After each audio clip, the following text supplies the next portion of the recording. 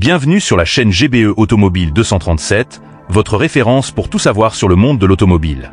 Aujourd'hui, nous allons répondre à une question cruciale. Faut-il encore acheter un diesel en 2025? Avec l'évolution des réglementations environnementales, l'électrification croissante du marché automobile et les préoccupations autour des carburants fossiles, cette question mérite d'être examinée en détail. En 2025, le diesel n'a plus la même cote qu'il y a une décennie. Les restrictions imposées par les gouvernements, notamment dans les grandes villes, compliquent la vie des conducteurs de véhicules diesel. De nombreuses zones à faibles émissions, ou ZFE, interdisent ou pénalisent l'accès des modèles anciens fonctionnant au diesel. Ces mesures visent à réduire la pollution, le diesel étant souvent pointé du doigt pour ses émissions d'oxyde d'azote et de particules fines, nuisibles à la santé et à l'environnement. Cependant, il serait injuste de condamner le diesel sans considérer ses avantages. Les moteurs diesel modernes équipés des technologies comme l'AdBlue et les filtres à particules sont bien moins polluants qu'avant, respectant souvent les normes Euro 6 ou supérieures. De plus, pour les gros rouleurs, le diesel reste imbattable en matière de consommation.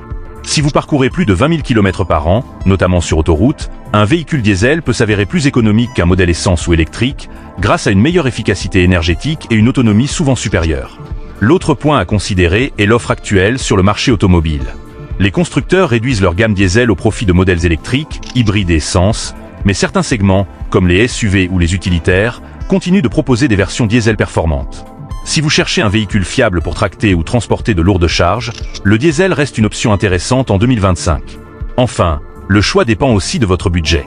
Avec la chute de la demande, les véhicules diesel d'occasion sont souvent disponibles à des prix très attractifs.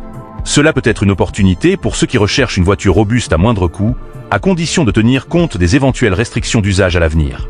En conclusion, acheter un diesel en 2025 dépend de votre utilisation, de votre localisation et de votre sensibilité aux évolutions écologiques.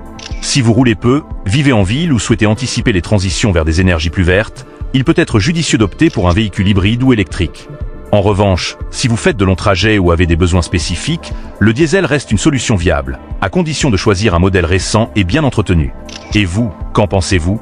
Faites-le nous savoir dans les commentaires. Et n'oubliez pas de vous abonner à GBE Automobile 237 pour ne rien rater de nos prochaines vidéos. Si cette vidéo vous a plu, laissez un pouce bleu et partagez-la avec vos proches. À bientôt sur votre chaîne automobile préférée.